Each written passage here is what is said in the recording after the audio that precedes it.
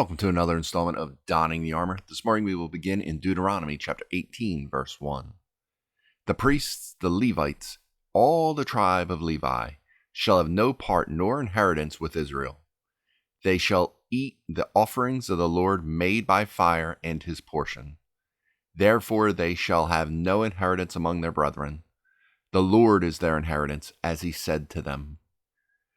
So, as we continue through Deuteronomy, the second giving the law to the new generation, we have this portion where they are reminding this new generation that the tribe of Levi, the priests and the Levites, the entirety of the tribe of Levi, were to have no inheritance in the land. That where every other tribe was now going to have inheritance, land, chosen by lot, that would be theirs in perpetuity, that they could not sell or relinquish, that would only stay within that tribe. The Levites would not have that. No one from the tribe of Levi would have that specific blessing in their lives, and that therefore instead they would have to be taken care of by the tithes, by the offerings of the other tribes, bringing food and wealth into the tribe of Levi to spare with them, because the Lord is the inheritance of the Levites. They are now his possession solely. They are there to minister to his people and act as his voice and his moral authority in the lives of the other tribes. They were to have their own cities, a few of them at least.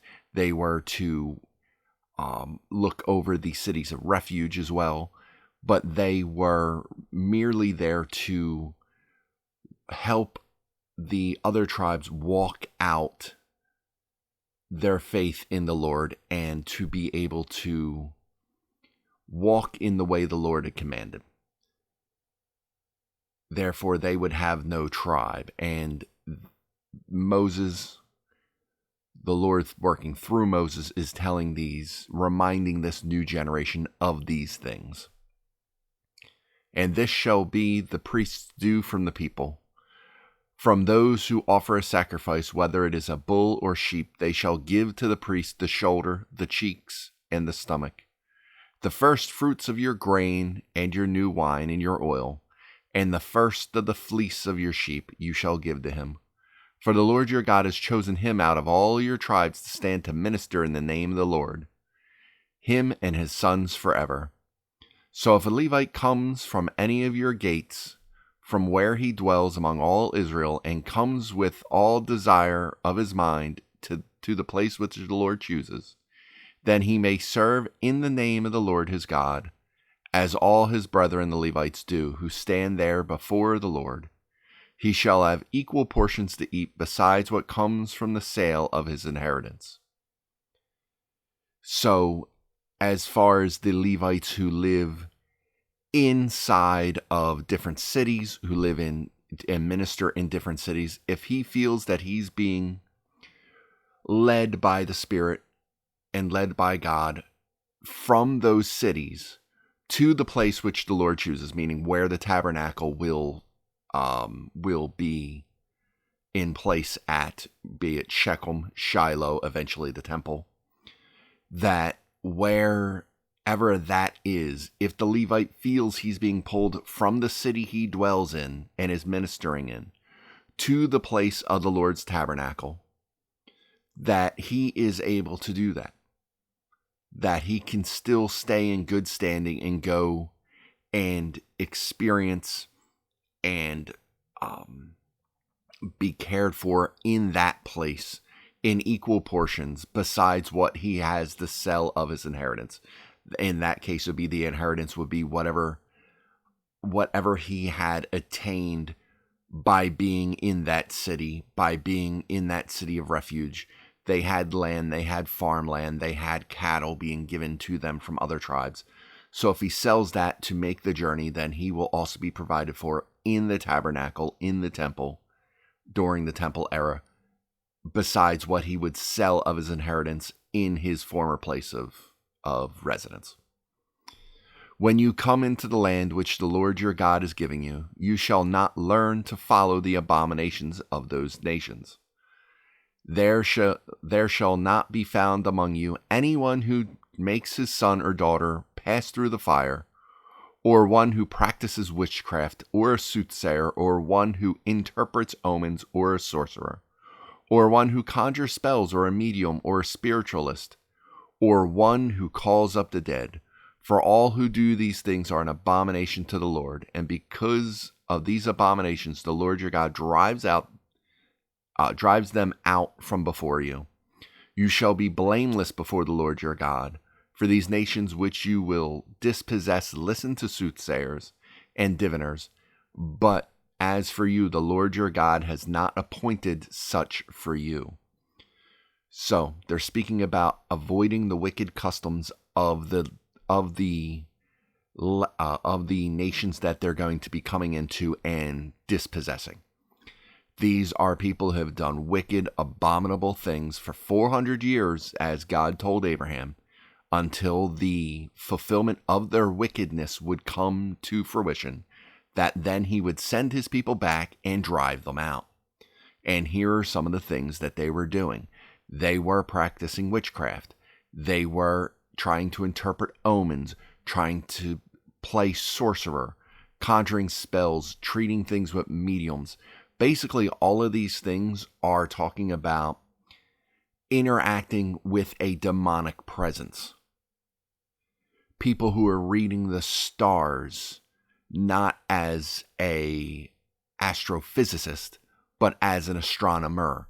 People who are trying to divine the future from the stars or divine the future from dead spirits. And we see one of those later when King Saul goes to a medium when he's actually killing them off. And he goes in pretending or in disguise so that that the medium doesn't know he's King Saul. And goes and brings up the ghost of Samuel. And, that brings up some theologically interesting questions, because how does this medium bring up Samuel's ghost when ghosts really aren't a thing, because there's no way for a spirit of someone died to stay behind against the will of the Lord. When you die, you end up in the presence of the Lord to be judged or to be rewarded. There's no in between. So in that case, it would be simply the Lord allowed this to happen as a warning to Saul and that medium. The medium is incredibly distraught when it sees the ghost of Samuel. A, because the medium didn't think it would actually be able to bring forth a ghost, or just because then the medium realizes that ghost belongs to, you're bringing it up for King Saul, and that would mean the medium's death. More than likely, God's allowing something to happen because no demonic force is able to act in the world without the permission of the Lord. Demonic forces only have the power they are allowed because the Lord allows it. The Lord is absolutely sovereign over all things, and only what he allows happens.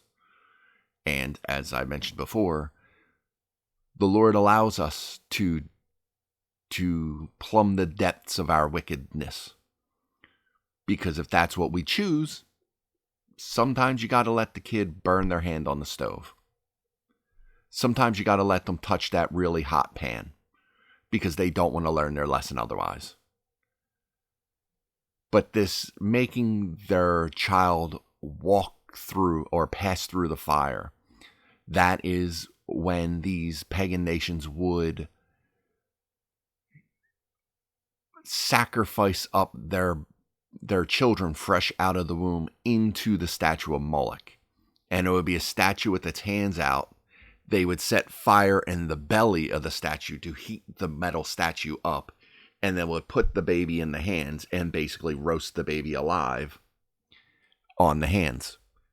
And they would chant and scream and sing and bang drums to drown out the screaming death throes of the child that is burning alive in the hands of the statue. As the Lord said, these things are abominations. There's a reason why he is driving these people out, because they are vile, evil people and deserve to be driven out of the land. It's not just I choose you over them. It's that these people are so unbelievably vile and unrepentant in their vileness that they need to be destroyed utterly. That's why he says, do not spare a single person because of how wicked they are. But moving on to verse 15, the Lord your God will raise up for you a prophet like me from your midst, from your brethren. Him you shall hear, according to all you desired of the Lord your God in Horeb in the day of the assembly, saying, let me not hear the voice of the Lord my God, nor let me see this great fire any more, lest I die. And the Lord said to me, what they have spoken is good. I will raise up for them a prophet like you from among their brethren, and will put my words in his mouth, and he shall speak to them all that I command him. And it shall be that whoever will not hear my words, but he who speaks in my name, I will require it of him. But the prophet who presumes to speak a word in my name, which I have not commanded him to speak, or speaks in the name of other gods, that prophet shall die. Now, 15, 16, 17, a lot of people believe this is speaking of Christ. In the New Testament, this is quoted as referring back to Christ, that will be the prophet that the Lord will rise up that was like Moses. However, it also is speaking to not just Christ, but the other prophets that the Lord would speak up, would raise up, so that they would speak on behalf of God. The Lord would raise up many prophets, and it wasn't even a succession of prophets like we will sometimes think, that there's a prophet and then there'd be another prophet, almost like the judges. But oftentimes when we read through Kings and Chronicles, we'll see that there are often many prophets being raised up at the same time, going to different people to try to bring these kings and these people and these lands back into a right standing with God. And they fail horribly. So while, yes, this is speaking to Christ in a greater sense, that he will raise up a prophet like himself, that, like Moses, to lead the people from our sinful living into a right standing with the Lord. This is speaking generally of just the prophets that he will continue to raise up and help bring these people back into right standing when they step out of line. And it says, it will be required that this prophet speaks everything that I wish him to speak. And if he presumes to speak words in the name of the Lord that has not been commanded to them, then that prophet, that false prophet, is supposed to be put to death, because he is taking the name of the Lord, making it in vain. And much like Moses when he struck the rock twice, he is not causing the congregation to view God as being holy and honored. He's making God look less than, and punishment must come upon him. In Moses' case, it was that he was not going to be allowed to go into the promised land, and that Joshua then needed to lead them in, because he did not fully honor God in that moment, and he made him in vain. He made him look empty, as if merely the prophet, merely the man, can usurp the authority of the Lord. Well, that is what a prophet would do if he speaks incorrectly in the name of the Lord. That he is trying to take the Lord's authority upon himself and speak what the Lord has not commanded him to speak. Which even Balaam didn't do that. Even Balaam was wise enough to only speak what the Lord spoke. He did what he wasn't supposed to do, and the Lord allowed him to follow the wickedness of his heart and ended up in his death. But even he was smart enough to tell everyone, I can only speak what the Lord tells me to speak. I cannot speak anything further than that. And if you say in your heart, how shall we know the word which the Lord has not spoken? When a prophet speaks in the name of the Lord, if the thing does not happen or come to pass, that is the thing which the Lord has not spoken. The prophet has spoken it presumptuously. You shall not be afraid of him. Now, we read before that you're not to fear a prophet who goes out and speaks something that goes contrary to God, even if the sign and wonder comes true. If he says this sign or wonder will come true, but he's trying to lead you away from the Lord, then he's still a false prophet, because the Lord will never bring someone into your midst to lead you away from him. He might allow the sign and wonder to actually come to pass as a way of testing you, but he will never lead you astray. The Spirit will not lead you away from the Lord. It will not pull you away from God. And here the Lord is also saying, if a prophet comes out and says, I speak in the name of the Lord, this thing will happen at this time. And it doesn't. He did not come in the name of the Lord. He must be put to death, and you don't have to fear anything he says. That is another thing that happens with a lot of these false prophets, is they try to stir up fear, not so much hope.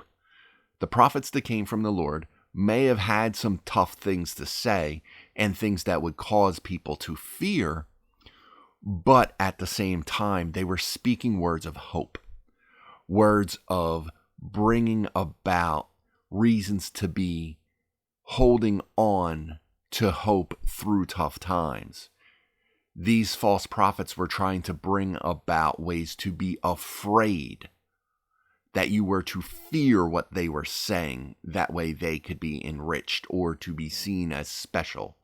They were trying to bring fear upon the congregation, not to bring hope upon them. And the Lord's saying, when these things don't come pass, you don't need to fear these prophets, because they're false prophets anyway, and they need to be slain. So, moving on to chapter 19. When the Lord your God has cut off the nations whose land the Lord your God is giving you, and you dispossess them and dwell in their cities and in their houses, you shall separate 3 cities for yourself in the midst of your land, which the Lord your God is giving you to possess. You shall prepare roads for yourselves and divide into 3 parts the territory of your land, which the Lord your God is giving you to inherit, that any manslayer may flee there. So once again, covering the cities of refuge, that there's going to be 3 cities on each side of the Jordan, that you're going to separate these lands out. You're going to make roads going to them, and they're going to be well-kept roads, because there's going to be no excuse for the people that don't allow these manslayers to flee to these cities. If you do anything to trip them up or hamper their ability to run and seek refuge in these cities, then the people themselves will be held accountable for that. You are to make sure that these roads are well cared for, so that the manslayer can get to the city as quickly and easily as possible. Because the key is, this manslayer is not a murderer. That's the idea. These are people who had killed someone accidentally, not someone who murdered someone. So as they're fleeing from the avenger of blood, they're actually innocent. So the Lord wants them to make it to the city as easily as possible, because he does not want innocent blood being shed any more than needs to be. And this is the case of the manslayer who flees there, that he may live. Whoever kills his neighbor unintentionally, not having hated him in time past. As when a man goes to the woods with his neighbor to cut timber, and his hand swings a stroke with the axe to cut down the tree, and the head slips from the handle and strikes his neighbor so that he dies. He shall flee to one of these cities and live, lest the avenger of blood, while his anger is hot, pursue the manslayer and overtake him, because the way is long, and kill him, though he was not deserving of death, since he had not hated the victim in time past. Therefore I command you, saying, you shall separate 3 cities for yourself. Accidents happen. Not everything is an intentional act. And motive was a very big thing when it came to this manslayer.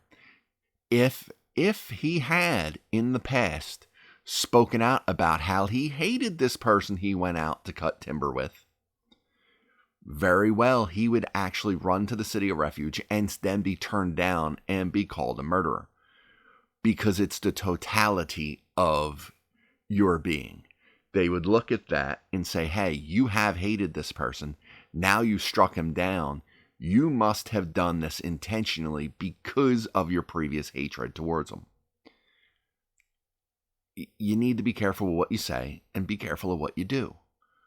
It's no different now that we sometimes really run off at the mouth and we speak hatred towards each other when we really don't mean it. Well, back then, when you did that, you were going to cause yourself problems, because if you said something and then something bad happened, that could be held against you as well.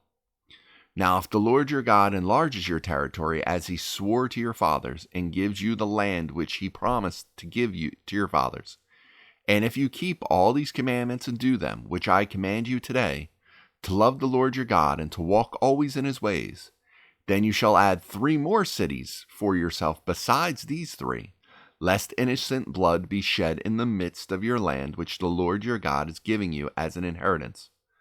Thus guilt of bloodshed be upon you. Once again, if you don't leave these cities so people can get away, then the bloodshed will be upon you, because innocent people need to be able to get to a refuge. This is not quite the way we live now, but it was then. And if innocent people were not able to save themselves from the accusations of wrongdoing, then their innocent blood would be upon the people who did not allow them the chance to escape and find refuge in these cities.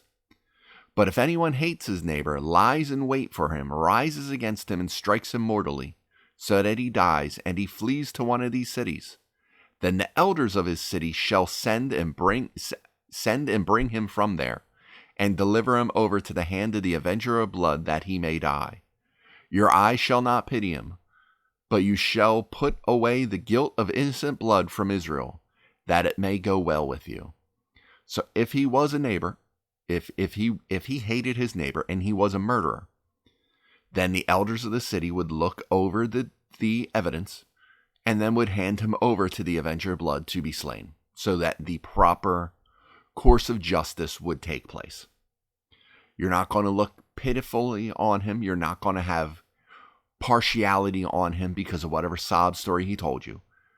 He spilled innocent blood intentionally. He is a murderer. He must be punished for that. Period. You shall not remove your neighbor's landmark, which men of old have set in your inheritance, which you will inherit in the land that the Lord your God is giving you to possess. So when you have a property boundary set up and your neighbors have landmarks set up and they were put there by their fathers and their grandfathers as time has gone on, you don't move those to enlarge your land. You don't mess with them. You leave them where they're at. They were there for a reason. You leave them there. It's pretty simple stuff, but it's pretty sad that God constantly has to tell people, hey, don't try to cheat each other, because I've given you in this inheritance and I provide for you. So just calm down and take what you have and be blessed in it.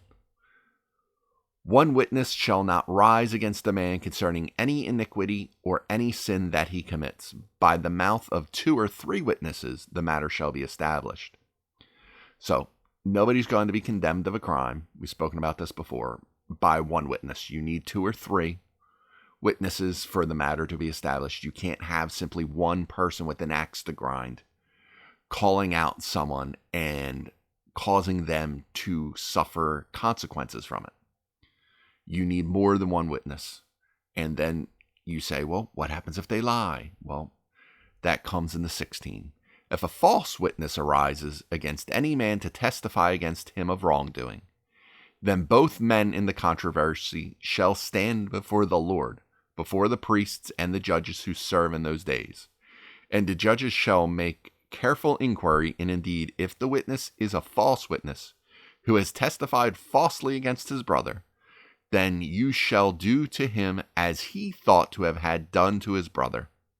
So you shall put away the evil from among you. And those who remain shall hear and fear, and hereafter they shall not commit such evil among you again. Your eye shall not pity. Life shall be for life, eye for eye, tooth for tooth, hand for hand, foot for foot. So if a false witness does want to come up, you'll take careful testimony, and that person who's bearing false witness will take on whatever punishment was meant to be done to the person who he was bearing false witness against. If it was death, well, then you would kill this person. If this person was to lose possessions, well, you would take their possessions again. Because bearing false witness was such a horrible thing to do in that society. Because it was a high trust society. You were bonded by family. You were bonded, you were set apart, you came out of this bondage, and now you were bonded together as one group of people who would come through all this. Now to turn around and bear false witness, you are breaking the trust of that high trust society. We nowadays live in a very low trust society where we don't believe anything our neighbors say half the time. We look cynically upon almost everything, our politicians, our leaders, our neighbors. Everything we look cynically at. We do not live in a high trust society. They did in this moment. They didn't look at the neighboring nations in a high trust way, but they looked at their own nation in a high trust society. So when you bore false witness, it was a horribly evil thing to do. And you would set them apart. They needed to be set away. Because you could not have that level of evil and have a functioning society. One of the reasons why society is deteriorating so much is because we don't have that level of high-functioning society. I mean, even when this nation was founded, we had that level of high-functioning society where people would use their word as a bond, where you would say, I would never do that, and everyone would just believe you because you said it. Not that lying didn't exist, but people handled themselves with such honor that to tarnish the name of themselves and their father would be seen as being so horrible that you wouldn't lie because of that. Now, were there degenerate people? Of course. But as time has gone by and God-fearing people have diminished, and people who consider themselves Christians are more culturally Christian than they are God-fearingly Christian, we've become a very low trust society. Not a good thing. We have a lot of problems because of that. But that is where we stand. That is not where they stood and not where God wanted them to be. So moving on to chapter 20. When you go out to battle against your enemies and see horses and chariots and people more numerous than you, do not be afraid of them. For the Lord your God is with you, who brought you up out of the land of Egypt. So it shall be when you are on the verge of battle that the priest shall approach and speak to the people. And he shall say to them, Hear, O Israel, today you are on the verge of battle with your enemies.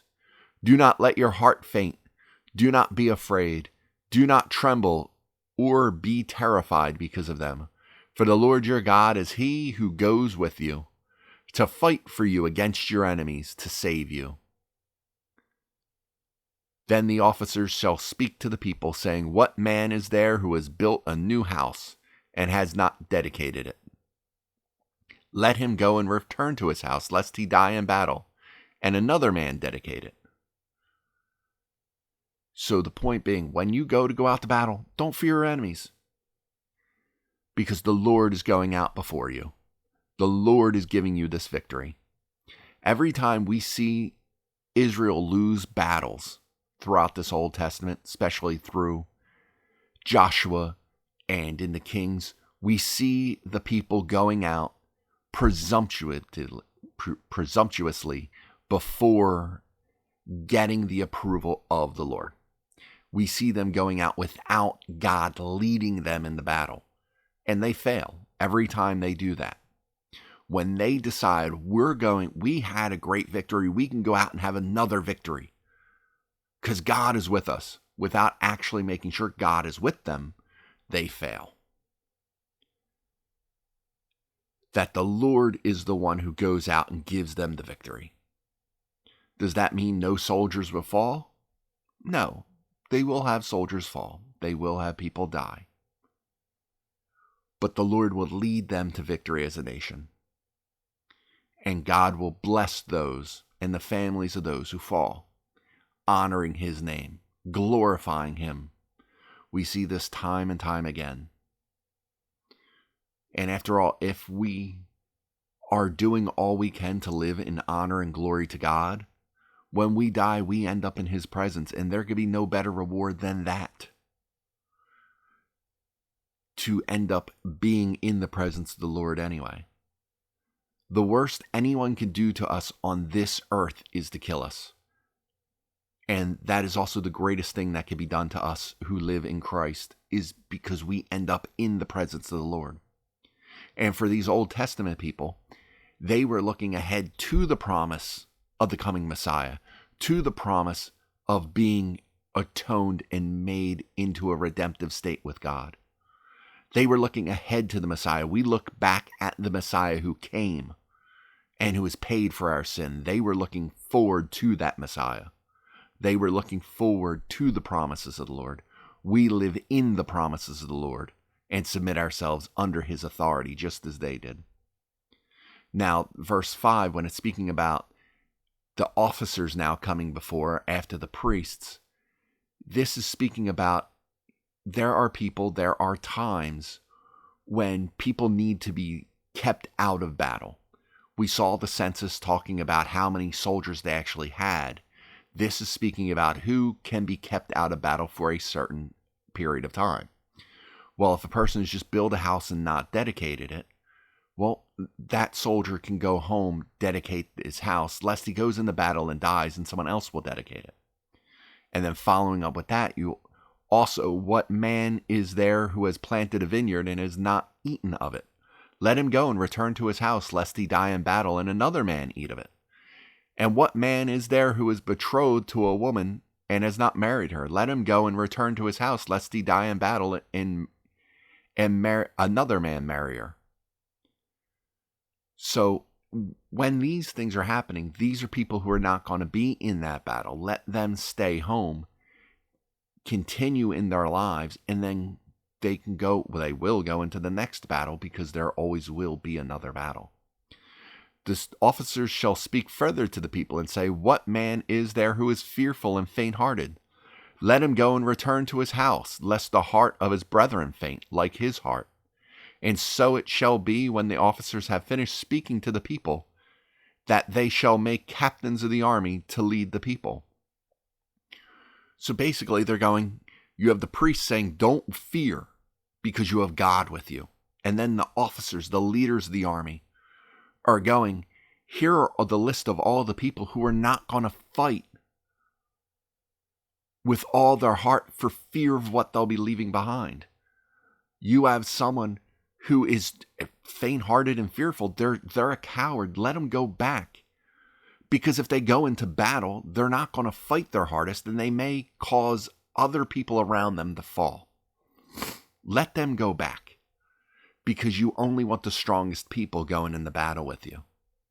When you near a city to fight against it, then proclaim and offer a peace to it.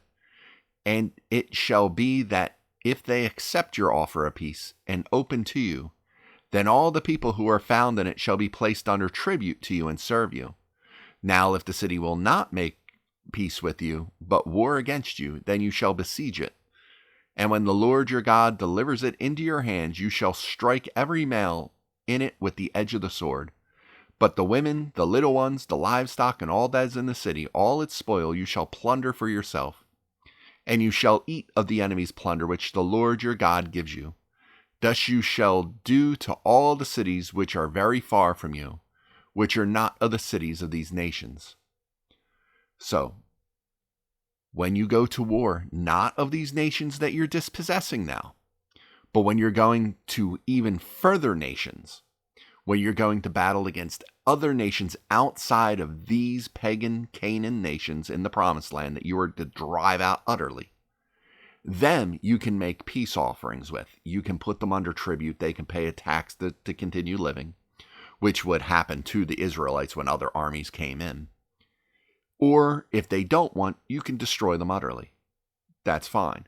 But that's not, thus you shall do to all cities which are very far from you, which are not of the cities of these nations. Not of the nations you are driving out because of their abominations from the promised land. We're talking about different cities, not the cities in these nations. But of the cities of these peoples, which the Lord your God gives you as an inheritance, you shall let nothing that breathes remain alive, but you shall utterly destroy them, the Hittite, the Amorite, the Canaanite, the Perizzite, the Hivite, the Jebusite, just as the Lord your God has commanded you, lest they teach you to do according to all their abominations, which they have done for their gods, and you sin against the Lord your God. These other nations, you can let them live if they pay tribute. But the nations in the promised land need to be utterly destroyed. You cannot have any of these abominable people survive and be around you, because they will pull you from the Lord. Those other people far out, they probably have abominable practices too.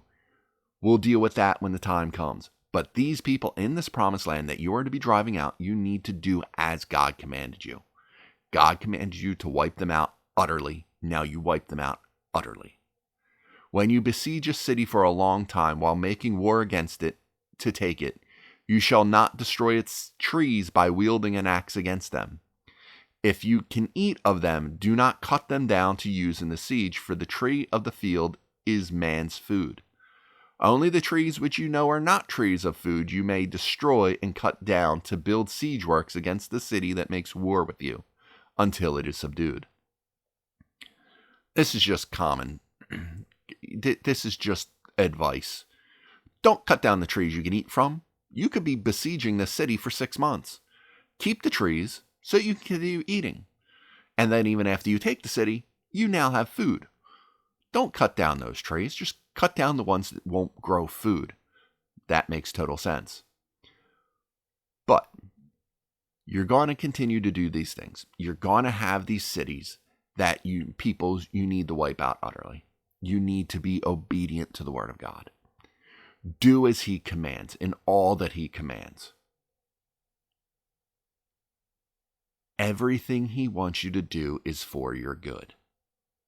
When we accept that, when we trust in that, when we submit ourselves to that, we walk out what he wishes us to walk out. And we are blessed in abundance for it. Never doubt the love the Lord has for us. It is something that we sometimes want to forget when we are in a dark place, when we are in a tragic place. We can sometimes forget the hope that we can take from the Lord. You know, it's one of the things that Christians are always accused of, that we only believe because it's an easy get out of reality card, that we believe because we don't want to accept the reality of what we have to deal with, that we only believe because we don't want to accept the reality that life is short and we will one day die. And we have to go through tragedy. So we hold on to this God hope. But what unbelievers never seem to understand is it's that in those darkest times, as well as the best of times, those are the two times when it is hardest to really wrestle with your faith. When you are on top of the world, you start to see everything that you have succeeded in and everything that you've been provided with as the work of your own hand. And you sometimes forget that it is the Lord that has provided you with all of this. And it becomes difficult to remember that. And sometimes you slip and you don't realize and you don't pray and you don't thank the Lord and praise him enough for getting you here and maintaining you here. But the same is true when it comes to when you're down here. That sometimes when you're at your lowest, it feels like you were abandoned by God. And once again, when you're down here, like up here, it becomes very difficult to praise the Lord and worship the Lord and trust that the Lord has plans for your good. It becomes very easy to forget that He is the one to provide you with everything. And it feels like He's completely left you to just wallow in the muck and mire of life, to wallow in just heartbreak and disgrace and destruction and heartache. But He hasn't. When we're up here, we have lessons we need to learn. When we're down here, we have lessons we need to learn. When we're in the middle, we have lessons we need to learn. And the Lord will move us. The Lord will move inside of us. The Lord will show us things. And it's up to us to listen with an open heart to all that He's telling us, to all that He's teaching us. So that when we are besieging, when we are in these different states, we can find the food of the field to eat. That we know not to cut ourselves off from Him, but that we understand where His provisions are, where we can be nourished and feel full again. Because whether we're up here or down here, we know those states of being don't last forever. And that one day when we're up here, we'll start to slide back.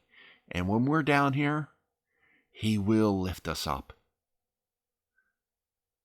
And when we know where to be nourished, when we know how to listen to His voice and understand His calling, we know that any of these states of being, top of the world, bottom of the barrel, that when we know when to listen for Him, that we know that He will bring forth good fruit in our lives if we stay loyal to Him, we stay humble in Him, and we stay listening to what He will bring forth in our lives. He has not forgotten us when we're at the bottom, and He's right there when we're at the top. We need to keep our eyes firmly on Him. It is not easy. It is very difficult. But when we know we are under His authority and we know how to nourish ourselves on His revealed word and praising His name on our lips, we will be brought forth out of whatever is troubling us, and we will feel His embrace and know that whatever His plan is for us, it will be for the benefit of us and our loved ones, because His plan is for the future of His children, the future of growing and glorifying His kingdom. He's not bringing us out into the wilderness to kill us. He's bringing us out into the wilderness to make us great and mighty. Something these Israelites are having to be retold again by Moses. The Lord didn't bring you out here to let you die. He brought you out here to temper you as steel, to make you mighty, to stand against the wickedness of this world so you can glorify His name and His kingdom. So be nourished, knowing that no matter where you're at in life, He is tempering you to make you mighty in His name, and make your life, when you live it out for Him, to be a beacon for you and others around you to know of His glory and His greatness. So that's where we shall end it for this morning. I hope this was fruitful for you. I hope to see you back again next time. But until then, be blessed.